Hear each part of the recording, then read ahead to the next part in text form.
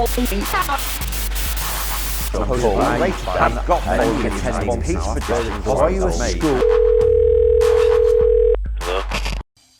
everybody, welcome to another episode of the Managing Violence podcast. We're going to dive straight in today. My guest today is Doug Melia from the UK.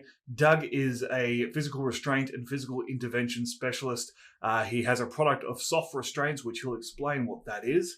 But he specializes in the harm reduction in restraining patients or subjects in healthcare, corrections, education, and all other contexts as well. It's a topic that doesn't get as much airtime as it deserves because realistically, restraining people is one of the most difficult things that we do in the managing violence sphere. And it also has an incredible amount of risk, not just for the officer, but also for the subject. And being able to safely restrain somebody with a minimum of harm and stress is critically important for risk reduction in a variety of sectors. So this is an important conversation to have, and I'm very grateful for Doug making himself available while he was actually in Australia here, not the same place as me, but in the same country at least, so we're in the same time zone, and we could have this conversation at a mutually agreeable hour. But look, without further ado, I'm going to throw straight to Doug Melia.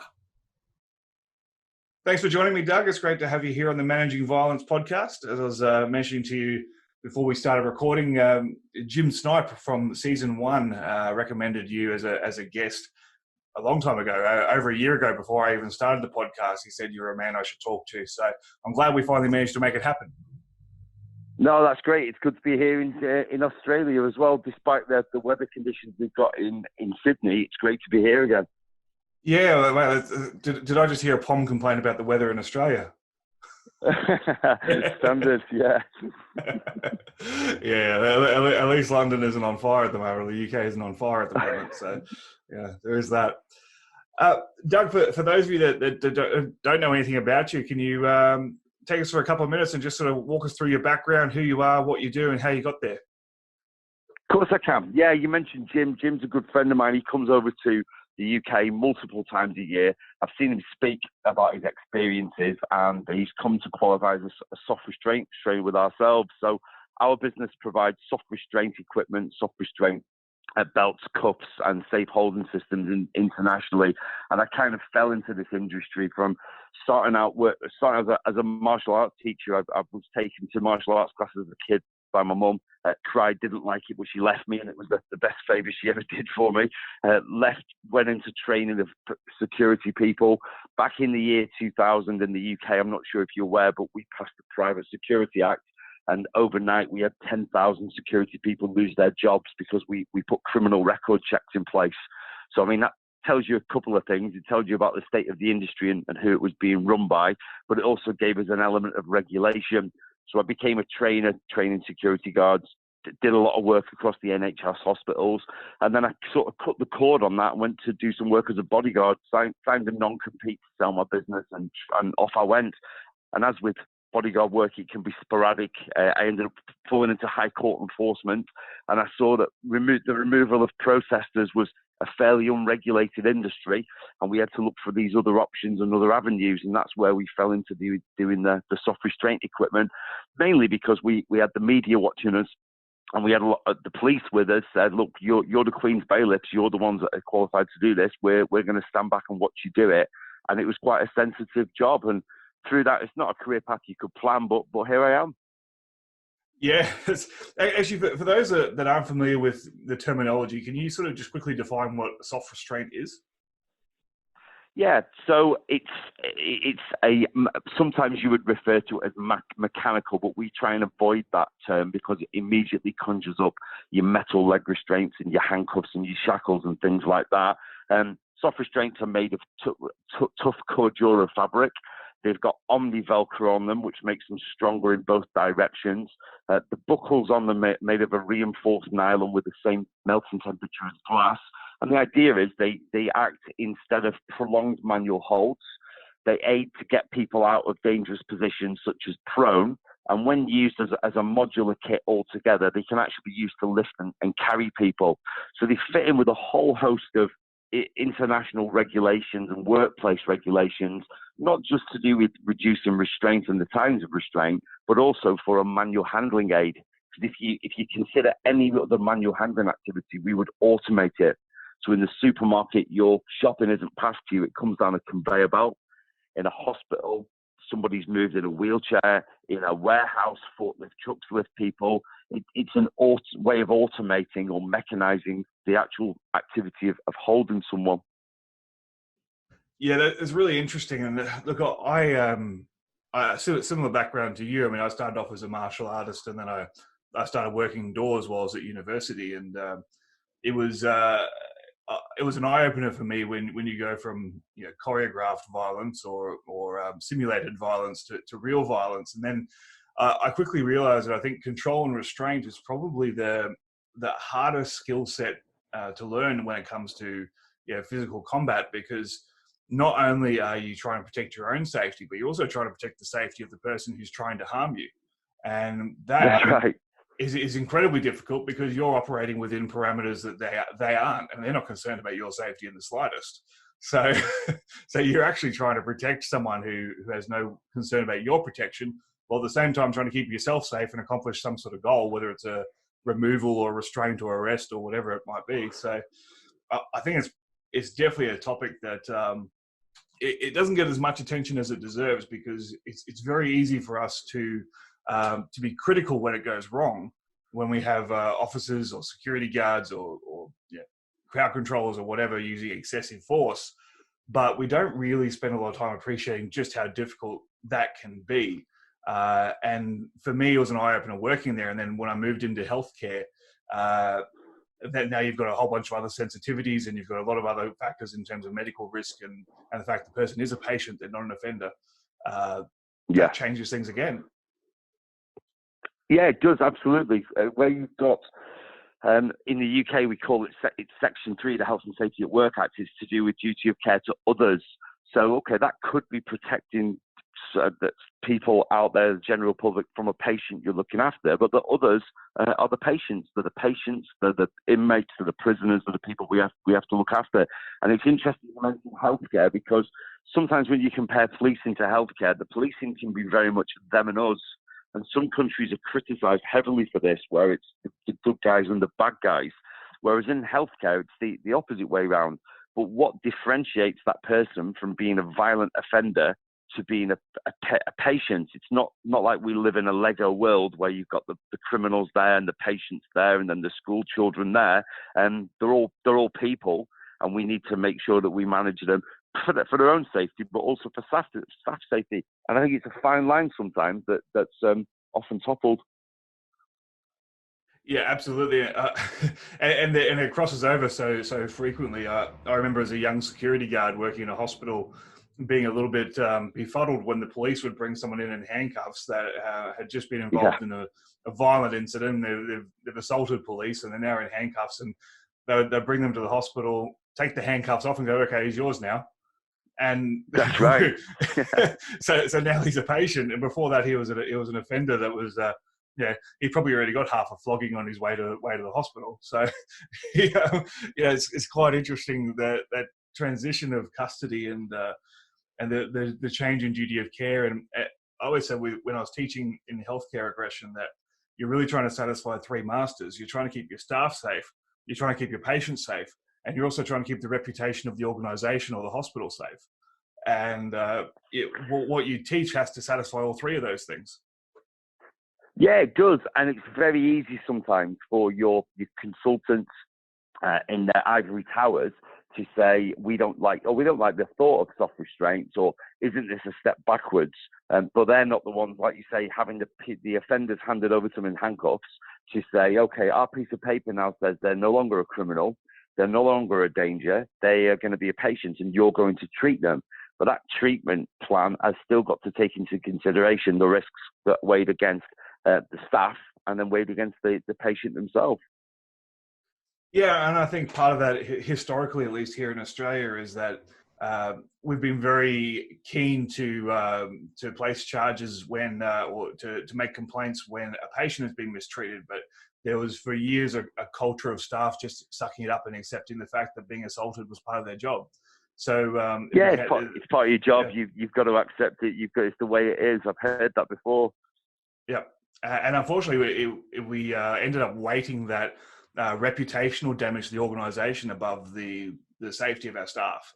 And I think that is it's a massive issue that we're still fighting through now, even though things are changing with, we talked about offline with the workplace manslaughter laws that are coming out, or in some states already active. So I think there's a change happening there, but it will be cultural and it will probably be generational.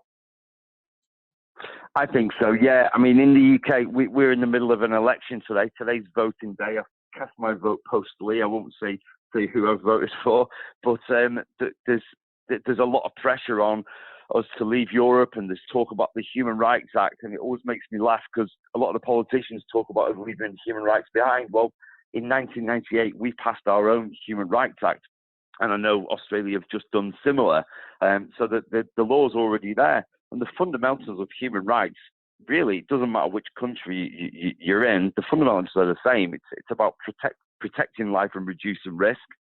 It's about prohibiting torture. We want to try and reduce what is the definition of torture, or pain and suffering, which goes on for a prolonged period of time, or it can even be inhumane and degrading treatment. And the other inherent human right is more about the freedom of thought and the freedom of religious belief and things like that.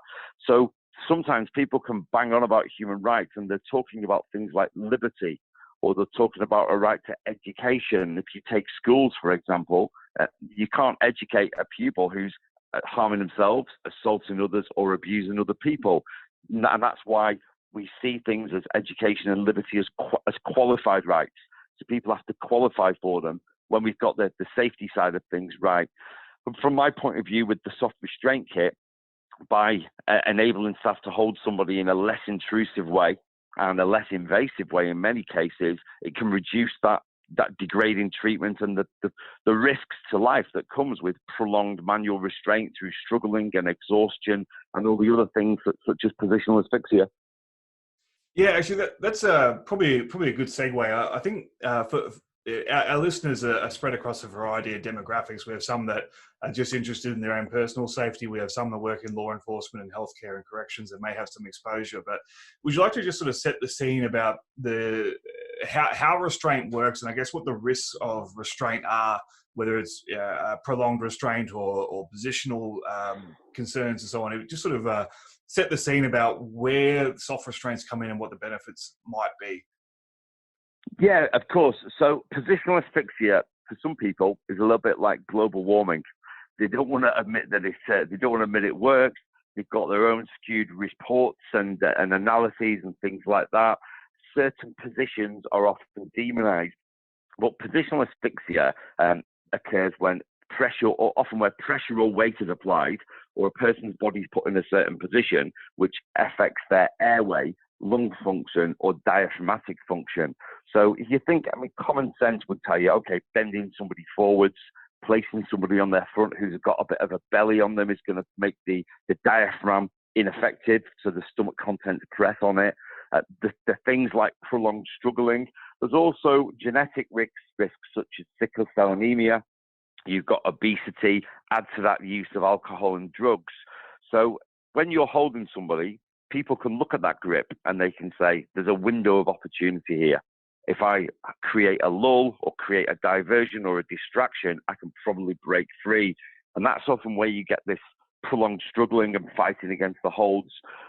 Staff are obviously fearing for their lives, so their complex, moderate motor skills go out the window, and they're just relying on those large muscle groups pushing or applying weight to the body.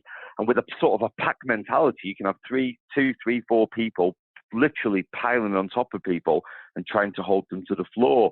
So the soft restraints, in a situation like that, you could bring soft restraints much the same way as you would handcuffs to end the situation, to gain control of the person quickly, and then keep them get them into a seated position or get them out of that prone position onto their side. Or it might be they're used preemptively. So we use the soft restraint kits, or the safe holding system, we call it, in intensive care units, where people have previously been woken up from sedation and they've been combative. So they've said, right, we're going to try and wake this person up again.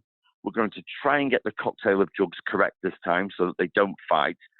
Is everybody ready to restrain them?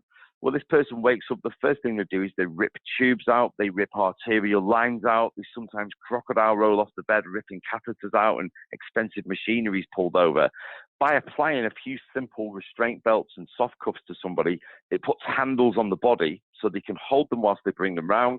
If they are combative, put them back to sleep, or if they appear to be calm, then they can gradually relax the restraints. So they can be used modularly, basically to restrict certain limbs on the body to mean that staff can actually control them. Because, I mean, you've come across it before, Joe. Some people you've dealt with, I'm sure you could say, no, we wouldn't be able to restrain them, either because of what they've taken or their strength or how they present. Yeah, absolutely. Especially when you mentioned throwing in a cocktail of drugs and alcohol, because it complicates things so much. Because their endurance may be off the charts. they may not fatigue at the same rate you're fatiguing trying to control them, and then but then again they may also completely crash, and you may have they'd have a medical issue to deal with. And look, I was involved in many prolonged restraints that I look back on in hindsight, and just very thankful they didn't go pear-shaped when they could have. In fact, in my bouncing days, we had an incident at a hotel where, so we basically, my company was looking after two hotels about 400 meters apart, and basically shared the same patronage. We occasionally worked both venues, and there was a restraint-related death. Well, so there was a death at one of the venues that I was working at the opposite venue, and three of the crowd controllers were charged with murder as a result of the death. And the allegation was that they had their restraint had led to his death, that they'd applied a chokehold that essentially strangled him to death and then left him while they're waiting for police to attend.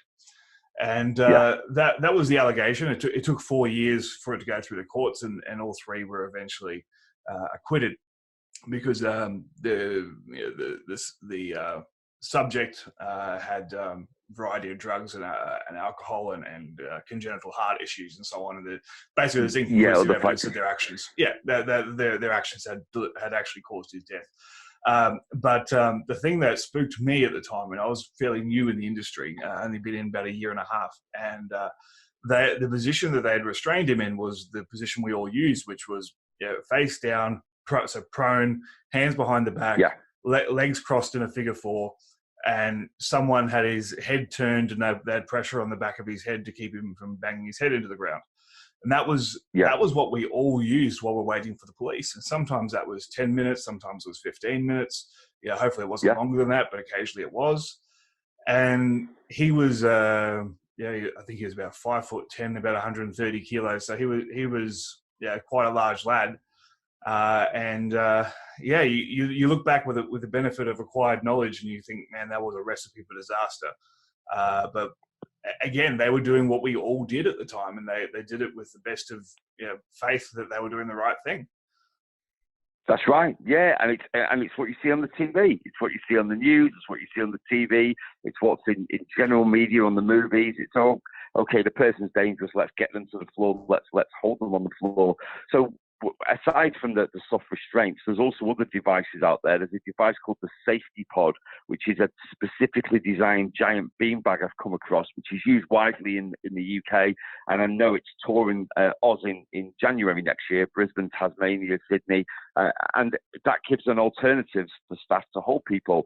So in custody suites in the UK, they've been piloted. And instead of everybody piling on and putting somebody on the floor, it's a case of getting somebody sat in something or holding somebody down.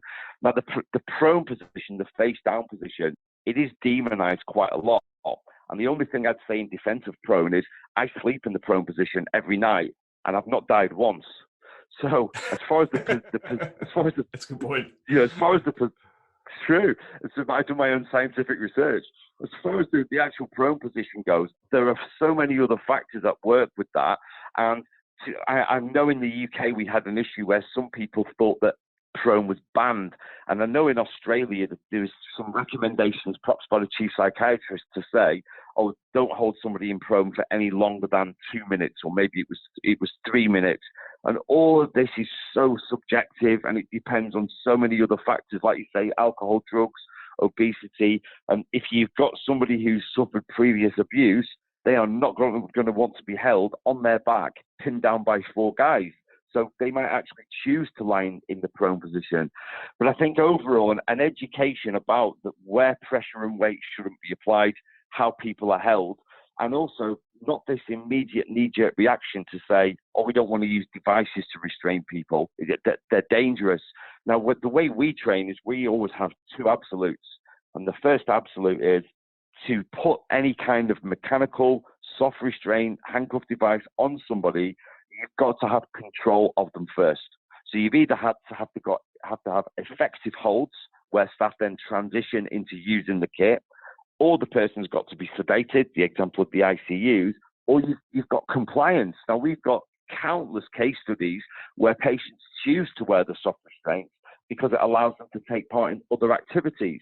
If you've got somebody who's become this mythical monster because of newspaper articles and staff assaults previously, and you've got them in a room in a forensic hospital, and staff are saying, we've got a risk assessment here that says somebody's going to get bitten, somebody's going to get attacked, they're going to make a suicide attempt, and then they're going to end up staying there in that room. And in the UK, we have these assessment treatment units, we call them, which is just a nice word for locking people up.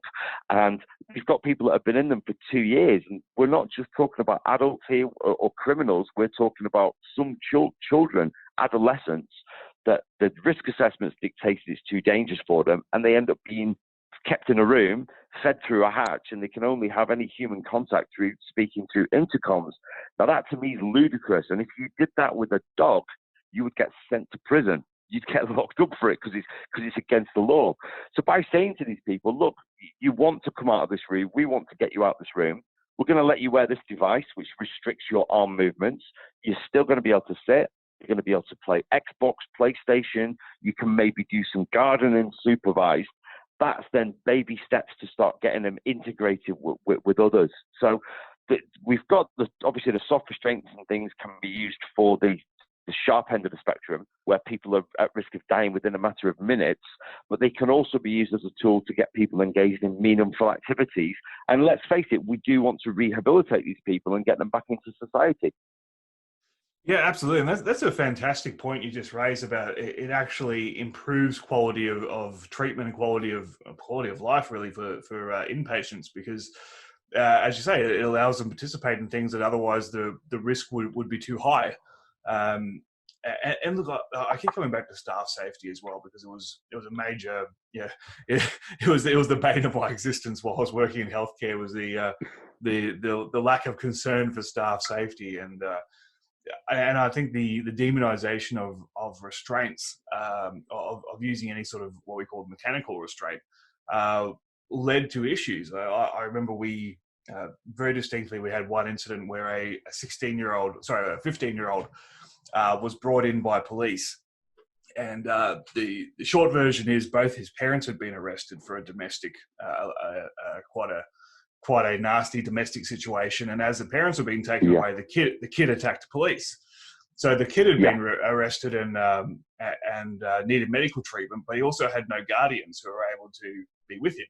So we've now got a 15-year-old who's incredibly angry and strong and a fairly large kid.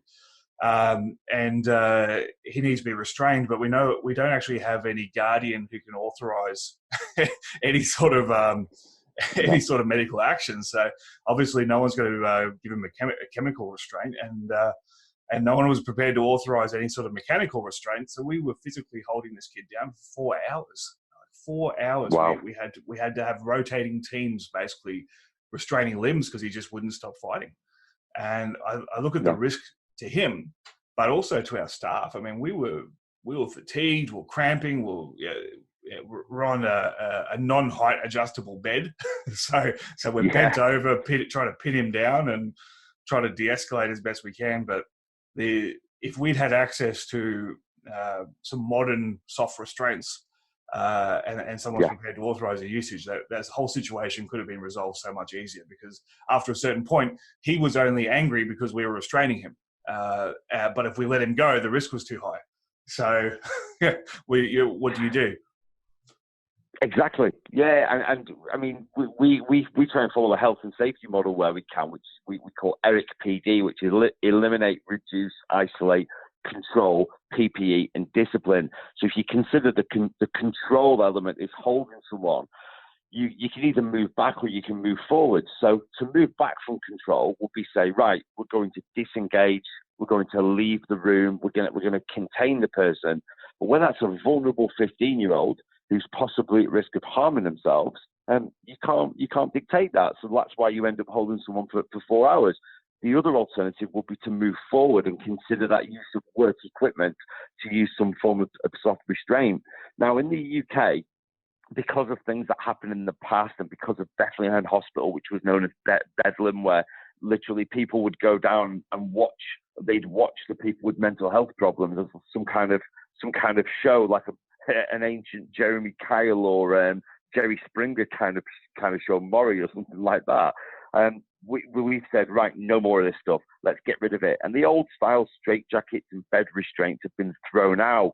And within our mental health code of practice, it almost forbids people being tied or tethered to objects.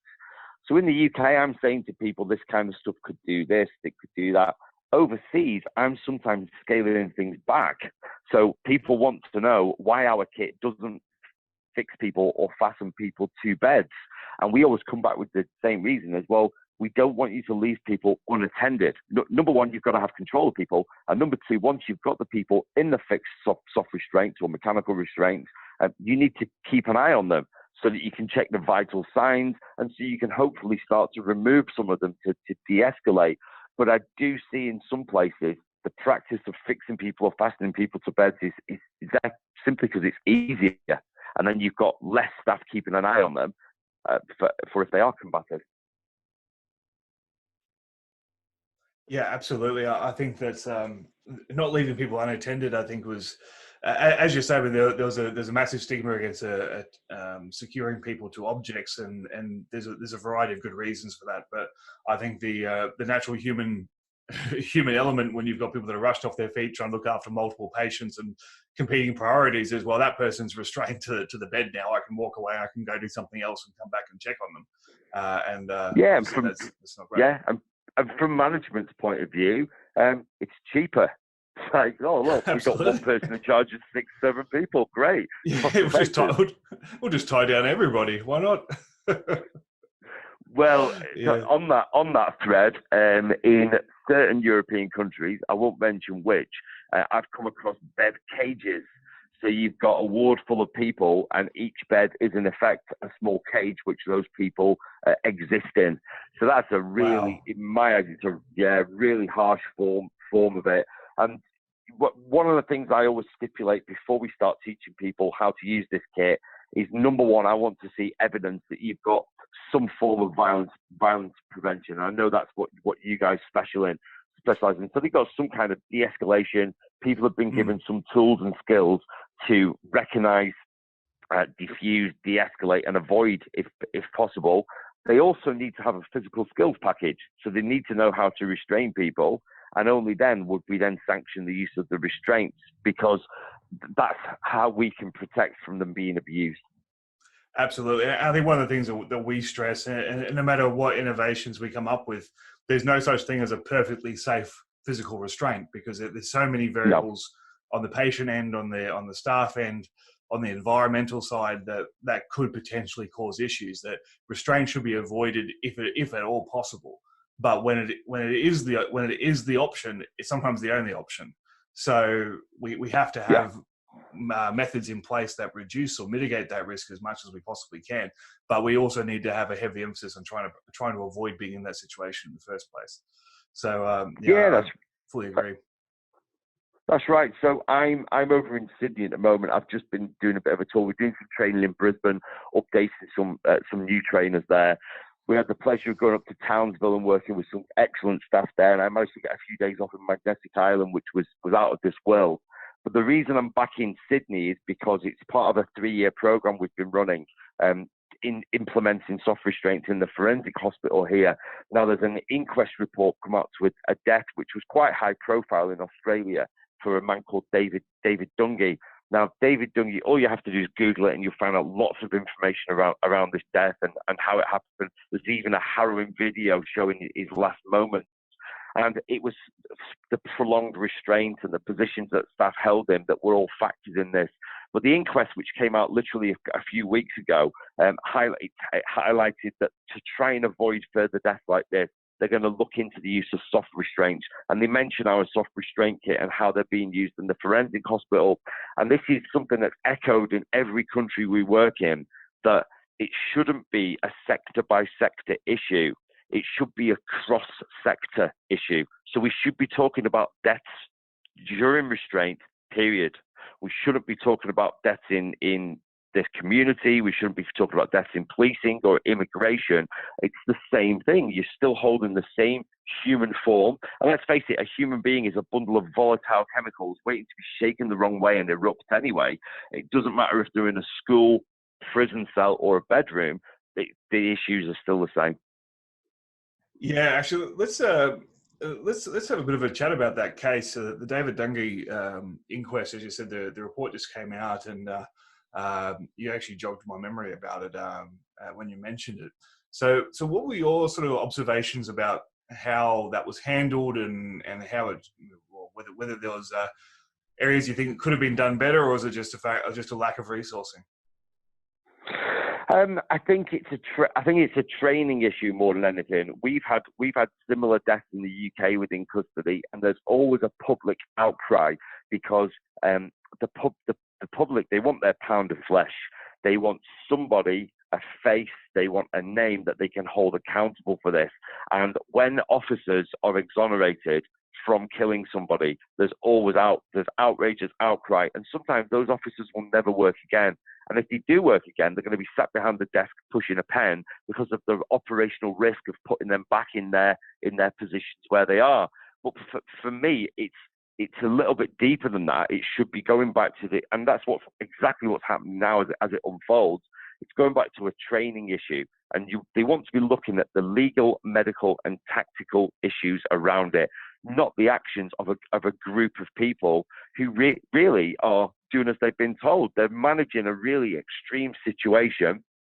Possibly they've not had the correct training around positional asphyxia or around the risks to certain risk factors, or even the question that I know in the David Dungay case that arose was, did it have to get to that level in the first place? Did it need to escalate?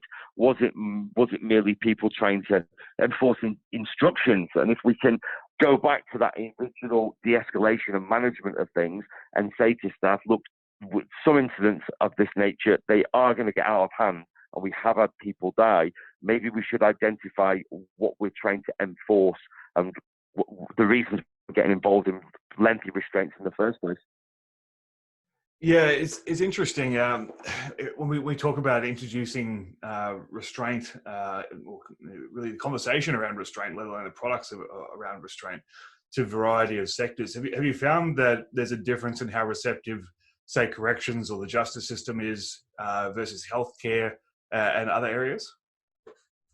Yes, I have. Yeah, I tend to find that some sectors are trailblazing, and then I tend to find that other sectors are just saying, this is the way we've always done it, let's keep doing it this way. And that's going to be the most dangerous statement in the human language.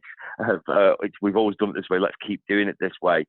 So one thing I did want to talk about with you today was something about the Nuremberg Principle.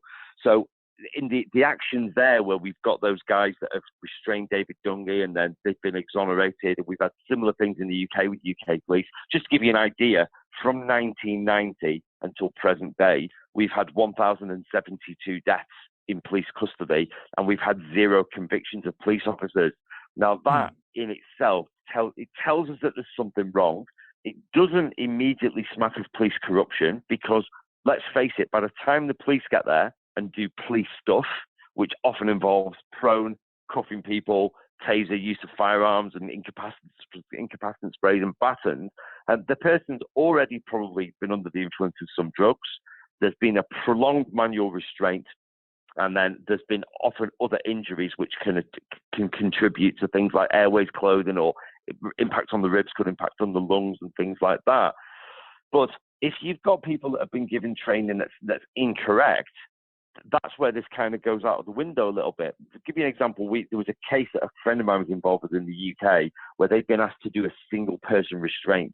Now, I won't get on my soapbox about single person restraints, but unless they happen instinctively and reactively, it's something that we should be avoiding. The person that he was restraining was injured and there was a civil court case launched. So his argument was, look, I did this single person restraint because I was told it was safe. Here's my manual. I was told by the trainer to do it. Now, across different sectors, unless it's policing, unless it's immigration, unless it's the prison service or custodial corrections, often it's an unregulated industry. So you've got people who are out there just teaching what they think is right. So a martial arts teacher might involve takedowns, he might involve strikes. Someone who's an Aikido practitioner might say, yeah, we'll use this wrist lock, or we'll use that wrist lock. Because it's unregulated, it comes back to people carrying out instructions given by somebody else. So they refer to it as the Nuremberg Principle, because that's what happened in Nazi Germany. People said, oh, hang on, this was my job. Yeah, but your job was to do something unethical and illegal that resulted in people's deaths. You can't claim that.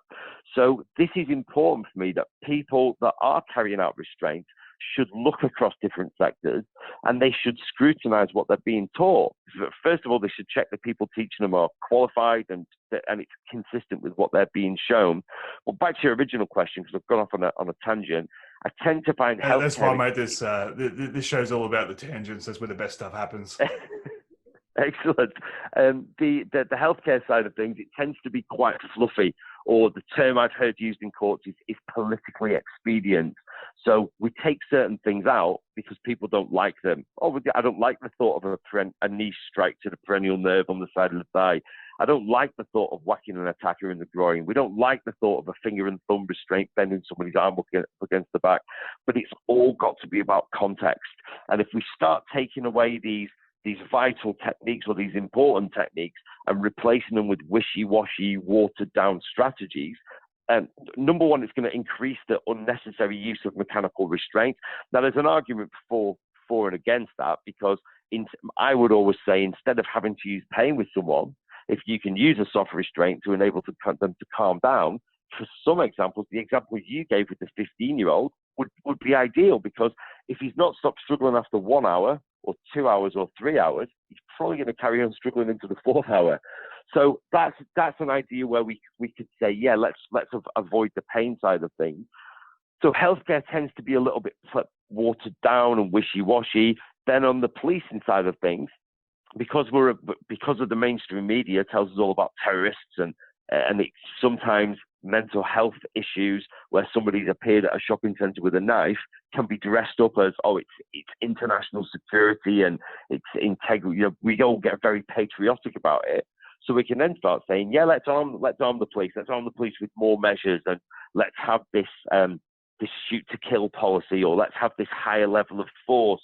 So each sector, depending on what's in the media, can be heavily influenced. And that's why it's got to be a cross-sector discussion, because if it's not a cross-sector discussion, we get that cognitive bias. We get that bias where it's led by the emotions or the experiences that people have had. And in the UK, we've had the rise of what we call experts by experience, which are, and I think there's definitely a place for them, which are people who've been in forensic hospitals, or they've been arrested by the police, or they've perhaps been abused in children's homes, and they're now having their voices heard. So they're getting to say, this is how I felt when I was restrained, or this is what happened to me, or this is how I felt when my daughter was locked in an assessment unit. And I think it's great that we hear these people's voices, but just because I get hit by a car in the road doesn't make me an expert on traffic safety, doesn't make me an expert on traffic measures. So we've got to put it in its right place and say, yeah, we're going to listen to your opinion and your view. Well, we've got to accept there's a cognitive bias from you because you've experienced these things, and we've got to compare that against the risks to the staff who are actually having to carry out the restraints. Yeah, and I think as the golden word you mentioned there was context. It's so easy to pull apart what happened or the impact and look at techniques in a sterile courtroom environment and say, well, that looks really bad. You shouldn't have done that, without the context of if someone's making a split-second decision to try and protect themselves or to try and control a situation as best as possible, often while they're well aware they're being filmed, and you've got people heckling them, and you've got all these other factors, and you take away that context, and it's very easy to be the armchair quarterback who says, "Well, I would have done that differently." I have this conversation with so many guests, and we all agree that anyone who starts a comment on social media with "I would have" probably hasn't been there. So you know that if you're confident enough to say what you would have done, then you definitely have that Dunning-Kruger effect. So it's interesting, and just from a context point of view, with the package that was being taught when I went into healthcare,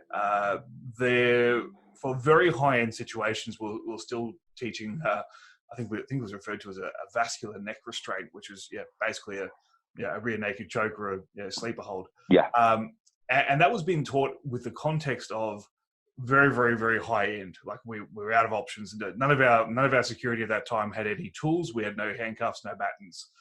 We're literally just completely unarmed. So in a situation where it was starting to get towards life and death, it's not a bad option to have. But when it's used out of context, and it eventually got removed from the program because a gung-ho security officer choked out a 17-year-old in front of his parents. That was very hard to defend, and unfortunately, what's held responsible there is he shouldn't have been trained to do it, and that technique is unlawful, and that technique looks horrible, and the parents thought he was killing their child, and therefore we lose the technique, and the training suffers, as opposed to the security guard took it well out of context. Yeah, well, the vascular hold or the neck hold you speak of is very contentious anyway, because it goes back to the Rodney King case, which sparked massive Watts riots. So the reason that the officers gave for their justification in the case for beating Rodney King with the batons, which was all caught on film, was because they weren't allowed to use on that ethnic group a vascular restraint because they've been so criticised for it in the past. So it's an example there of taking away skills that could be used in context to save people's lives. That could have ended. I mean, who'd have known? I mean, it could be a case of police brutality. I don't want to get into the political side of things, but had that vascular restraint been there, it could have certainly been an option. And we're seeing that within healthcare, where people are having these strategies taken away. And within the training context of a dojo or a training room, we might be able to take through transitioning from one arm hold to another. We might even be able to do breakaway holds that allow us to use a lower level of force. But in an emergency, if people think they're not allowed to strike to vital areas of the body, or they're not allowed to use it, for a martial artist, that vascular restraint might be quick, it might be effective for them to use. But if that's taken away from them, what do they do? People panic, people revert to type, and they end up struggling and fighting with someone. And I've heard people say, I don't believe in that. If you don't believe in it, all you need to do is go and watch one of these police reality programs, Cops with Cameras and Road Wars, we call them in the UK, and I love watching some of the US and Australian ones. And you'll see these police officers who are very, very well trained, and in that state of high emotional anxiety, what are they doing? They're doing whatever comes into their mind. They're getting people in headlocks, they're struggling, they're fighting, and it's because they've lost control, and they're saying, look, I just need to do something to gain control of this person. And if we take away vital strategies from people that are in healthcare or in other community settings, or even, like you're saying, bouncing or security positions, we might get back to that panic. We've just had an incident happen at Winter Wonderland in the UK, which is a theme park which sets up in Hyde Park, with multiple security fighting. There's a lot of people saying, the training's not there. I think the base level training that they're given is too little. It's all we're shown in the UK as security guards is to guide people and hold them, and the guidance actually says with their consent. Now, I don't know about you, Joe, but I've never restrained anyone with their consent. It's very unlikely. The opposite. Exactly. It's often the opposite. So aside from it being a hand-holding course, which shows us how to guide someone, people do need further training. And that's where the misconception of smoke and mirrors comes in, where people think, this is what I got shown in my course, that's all I'm allowed to do. Well, no, get some specialist training in there, look at the risks you're facing, and say, okay, if I work at Lord's Cricket Ground and I'm dealing with elderly people or proms on the park. Yeah, I might just need to escort someone or guide someone who's a bit drunk or who's a bit tired. But if you're at the high end of the security market, where it's shown that we're having to hold people on the ground, sometimes where police response times are poor for long periods of time, then extra training and the sourcing of extra equipment, for example, might be required. Yeah, and unfortunately, a couple of hours of training at the licensing level and then nothing that follows up is unlikely to pay any dividends a couple of years down the track. By then, you've already picked up whatever habits you're going to have, and you're going to be doing whatever techniques come instinctively to you at that point. And we even see that with policing. And unless you're at a specialist unit, you get very limited refresher training when it comes to restraint and arrest and self-defense, and therefore officers kind of take it upon themselves to train in whatever they're going to train in. And look, if you're training 3 or 4 or 5 or 6 hours a week in Brazilian jiu-jitsu, you're more likely to do that than you are to do the 4 hours of onboarding training you got in the academy. It's just unrealistic to expect otherwise. If we're not going to train people, they're not going to act in accordance with that training. So no, anyway, they're not at all. It's another soapbox. Yeah. So just before we wrap up, you touched on refresher training, which is really interesting, because I've asked this of so many different people, and I've asked it of so many legal professionals and medical professionals about how often people should update or refresh their skills. And the answer I always get is, well, how long's a piece of string? It depends on so many different factors. But what I've found across all sectors that most people can agree on, and what I try and do is, if there isn't any guidance around restraint, I try and look to health and safety, because it is a manual handling activity. You are holding someone, often for a prolonged period of time. And if you were to do a manual handling risk assessment, you would say, identify the load, identify the individual capability, look at the task, and look at the environment that they're working in, light or sometimes called tile. Anything which is a hazardous manual handling activity, it needs risk assessing. And I think everyone agrees that a risk assessment, as a minimum, should be done annually. So that's where I keep coming back to, and I keep saying, well, if you're saying there's no level of risk, and you're like, well, we don't need to often do this stuff, which is another argument, because if you're never doing it, you'll forget it. But if you're doing it all the time, as you said, you will create your own segues and your own ways of human nature, making things easier for you. So if it's quite difficult to do a certain hold, and you find it works more quickly the way you've done it, perhaps because you're doing martial arts 7 times a week, that's what will then get embedded. Other officers, other COs will copy what you're doing, and by the time I come back to do a refresher, it's certainly not what I showed them the last time. It's sort of morphed and warped a little bit. So that issue of how often do we refresh people, often people in the ivory towers will say, oh, it's down to cost. It's down to cost. We've got really experienced guys here. You have got really experienced guys, but that's going to take the training where? It could take the training to be something completely different, a completely different animal than it was 12 months ago. Yeah, that's a really, really good point. Look, we're coming up on time now, because I know you've got to get in a car and head to your next appointment. So, just to close us out, would you like to tell us a little bit about your company? About we talked a little bit about what you do, but in terms of what services you offer and how people can get in touch if they'd like to engage you or learn more about your products. Yeah, absolutely. I'm quite active on LinkedIn. You can find me as Doug P. Melia on LinkedIn. I've got a Facebook under the same name, Doug P. Melia.